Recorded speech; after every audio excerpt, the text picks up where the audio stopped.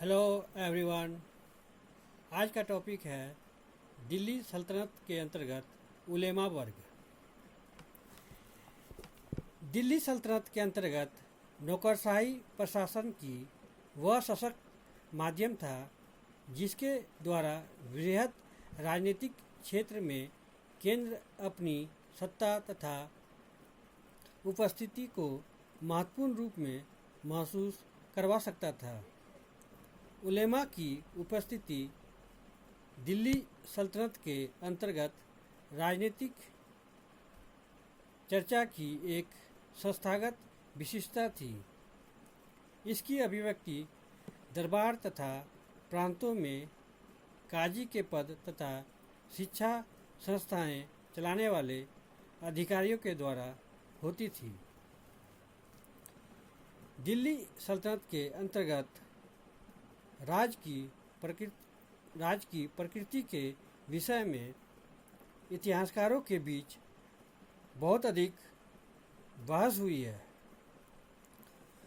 उपलब्ध साक्ष्यों के आधार पर यह कहा जा सकता है कि एक दूसरे के पूरक होने के बावजूद राजनीति तथा धर्म अलग अलग क्षेत्रों में कार्यरत थे। एक समूह के रूप में उलेमा का गठन उन लोगों के द्वारा किया जाता था जो इस्लाम धर्म के उपदेशकों तथा संरक्षकों की भूमिका का निर्वाह करते थे तथा कम से कम दिल्ली सल्तनत की स्थापना की प्रारंभिक अवस्थाओं में उनमें से अधिकांश महाद्वीप के बाहर से आए थे। परंपरागत रूप में सामान्यतः वे इस्लामी धार्मिक व्यवस्था को कायम रखना चाहते थे और इसी कारण वे मुस्लिम समुदाय के सामाजिक नैतिक नियंत्रक के रूप में काम करते थे।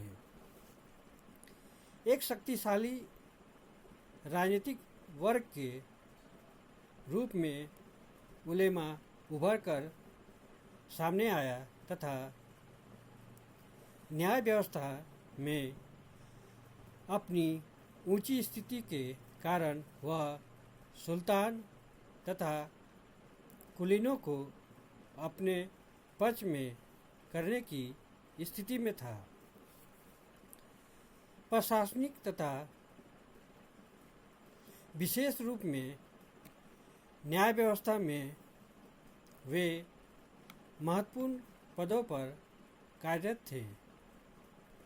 इरफान हबीब का कहना है कि इन हालत में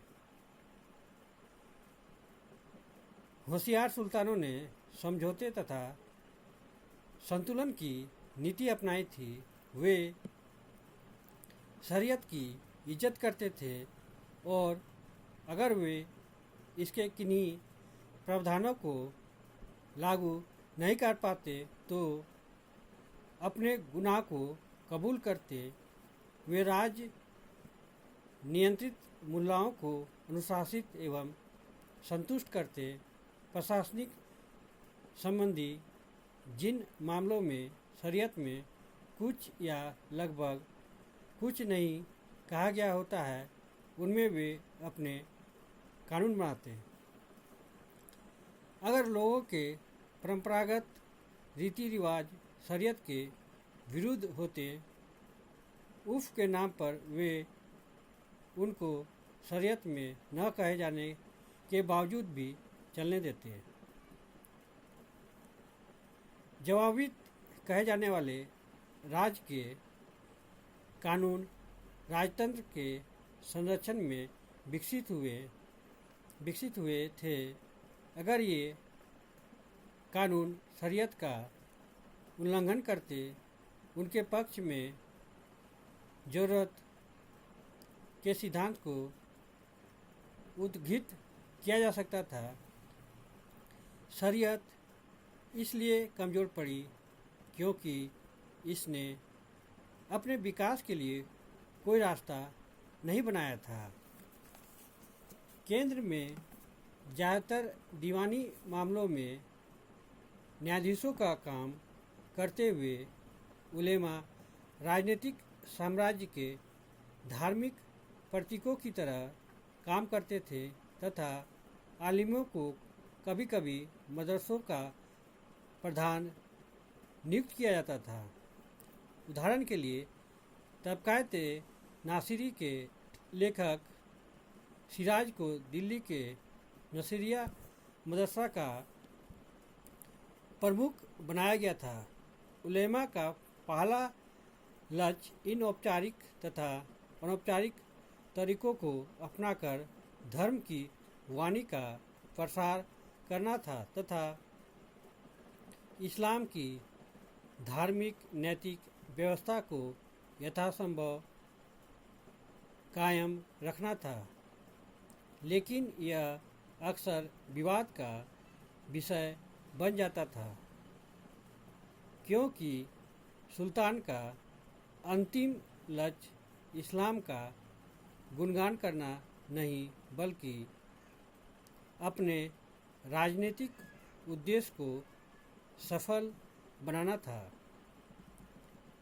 इस लक्ष्य को आत्मसात करते हुए कि प्रजा का बड़ा हिस्सा गैर मुस्लिम था, सुल्तान की अधिक दिलचस्पी राजनीतिक रूप में कुशलता से काम करने में थी, न कि सिर्फ धर्म का प्रसार करने थी।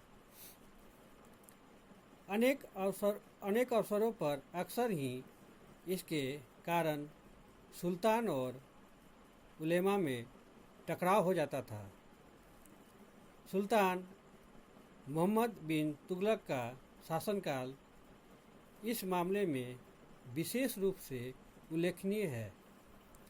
अपनी शाही सेवा में मोहम्मद बिन तुगलक ने अनेक गैर मुस्लिमों को उनकी योग्यता के कारण नियुक्त किया था, जिसकी आलिमों जैसे जियाउद्दीन बर्नी ने अपनी रचनाओं में जमकर निंदा की है। सुल्तान इल्तुतमिश के सम्मान में फ़ख्र मुतबीर की रचना आदाब उल हब बारू सुजात में भी अधिकारियों की ऊंची जाति पर बल दिया गया है। मोहम्मद तुगलक की नीतियों से यह पता चलता है कि सुल्तान की प्राथमिकता हमेशा धार्मिक आदर्शों को ऊंचा रखना नहीं था। इसके अतिरिक्त सुल्तान तथा उलेमा और विद्वानों के हितों के बीच में टकराव था।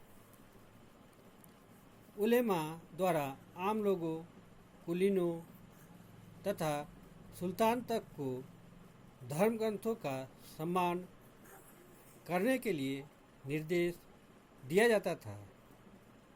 इसके परिणामस्वरूप वे सामाजिक नियंत्रण का एक महत्वपूर्ण माध्यम बन गए थे, क्योंकि आज्ञा पालन करने का जो संदेश उनके द्वारा मुस्लिम प्रजा तथा दूसरों को दिया जाता था, वह आज्ञा पालन और पदानुक्रम की धारणाओं को उत्पन्न करता था तथा वे शाही राजनीतिक चर्चा को सूत्रबद्ध करने की दिशा में काम करते थे। प्रशासनिक नियंत्रण के लिए सुल्तान न केवल धार्मिक अवधारणाओं मात्र पर निर्भर रहता था, बल्कि महत्वपूर्ण क्षेत्रों में अपना नियंत्रण स्थापित करने के लिए उसने अनेक प्रकार के विभाग बनाए थे तथा बृहत राजनीतिक क्षेत्र पर अपने नियंत्रण का विस्तार किया था। इन्हीं शब्दों के साथ मैं इस टॉपिक को यहीं विराम देता हूँ। अगर आप लोग को इस टॉपिक संबंधित कोई प्रश्न पूछना हो तो आप कमेंट बॉक्स में जाके अपना प्रश्न पूछ सकते हैं। Thank you. जय हिंद।